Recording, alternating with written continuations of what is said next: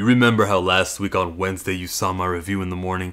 The week before that also, every time a WandaVision show drops, Loki is just... This was a bad one. This was a horrible one. And the narrative online is that Bisha K. Ali is the writer of this. Look out. Here's why that's wrong. She's the writer for Ms. Marvel. Here's why that has nothing to do with anything. There is a show, an overall show with 6 episodes, and from there someone writes that. Someone is a showrunner, and then he divides the spots to different people, different directors, do your different episodes. So when you say, Bisha Kaylee, do this episode, there's something that I want you to write. Here it is. But she is under a restriction of what she can and cannot do. So when you're told, hey, listen, you're going to that planet Lamentis for this whole episode, have fun. Okay, you get to reveal the name of the new Loki. Okay, toodles. That's what she got. And she did the whole train heist, and she did what she did and what we got in this episode. This is not a detriment to her. She's actually writing, I believe, the whole of the Ms. Marvel show, and then we can see what she can do. This was a practice run. This was, let's throw her an episode. This is the diversity checkbox episode of, let's just say, okay, we can get women and Pakistani. Psh, check. Which, I'm not mad at that. I'm not mad at Marvel. If they're going to do the diversity checkbox thing, just get all of it on in one person. Oh, I almost said something stupid. But, get all the diversity checkboxes in one and throw it out there. You know what I was going to say, but I didn't say? I wish she had a disability also. That sounds stupid, but I just meant to say I wish she had another underrepresented group that she could check. I don't wish a disability on anybody. That's what I was going to say, and if you're wondering. I didn't say it, though. Peyton Reed did an awesome episode of The Mandalorian. It's when Luke Skywalker appeared and he milked that, where first we saw the green lightsaber. First we saw no color, then it's green, then we can see Luke's glove covering the hand that Vader cut off, and then we get to see a slow reveal all the way until the unhood of da-da-da-da. You know what else he did? The second episode of that season. He did the Toad episode of Mandalorian, where what happened? Not much. I mean, he still had his highlights. Remember when that frog lady got very, on her fours, and she got really quick, and that animation that we saw there, what we saw was pretty cool. As my laptop fan gets really hot, maybe you should unplug the charger. Maybe you can't hear it at all. We'll see. So, Loki was almost sacrificed, and we get to see the feelings around him of the TVA agents. They don't like him, especially the one that doesn't like him. We get to see them leave and return and go to this planet Lantaris. It was the name of the episode. Lantaris 1, it's the next chaotic event. It was randomly selected on the tempad. This tempad, it has a low battery plot conveniently, and they do have to struggle and work together and learn more about each other. So that was this episode. He does something where he puts it away. You remember how he does that. He puts things away. But because they rolled out of the train together, it was damaged. When he puts something away, where does he put it?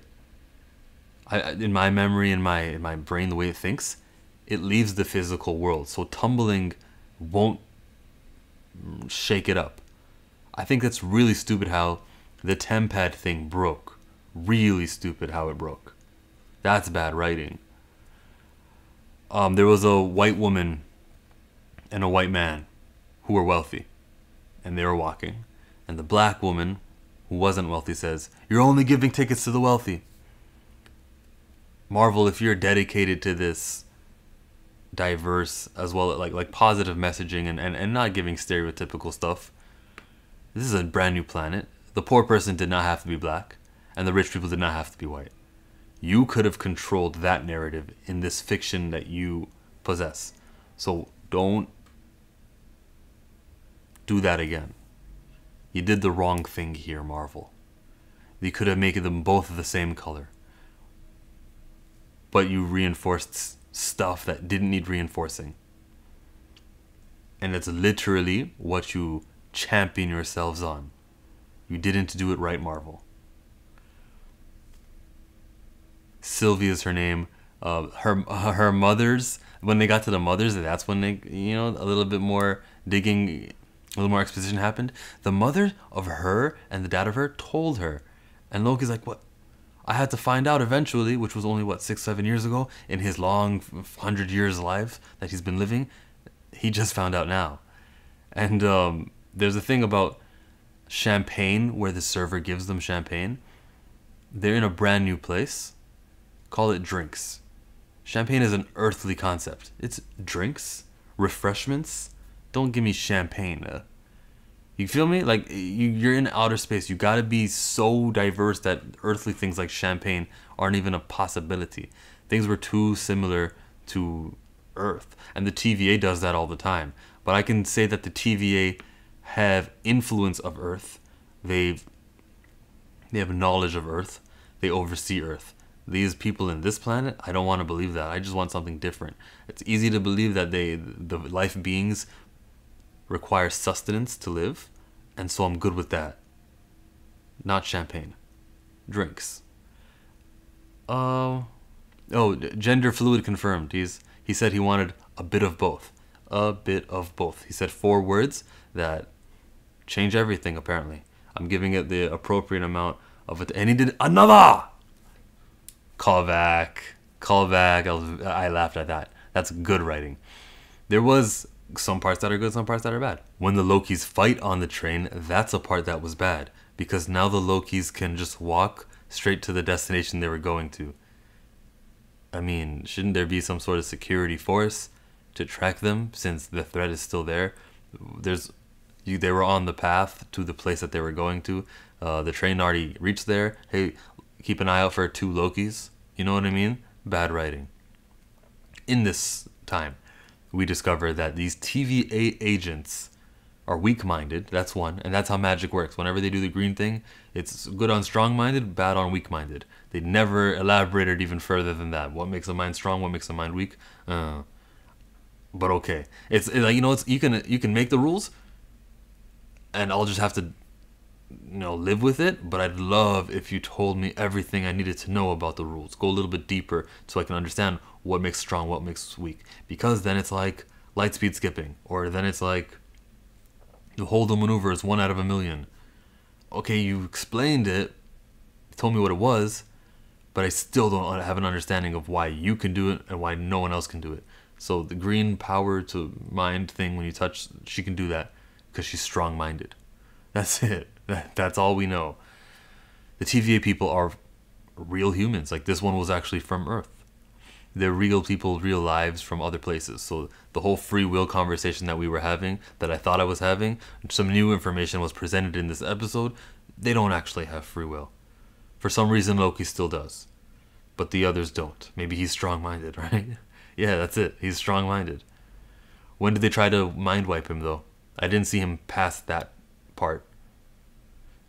If Mobius hadn't have saved him in episode 1 in court, maybe that was the next phase. We would have seen how they erase your mind. TVA are bad guys.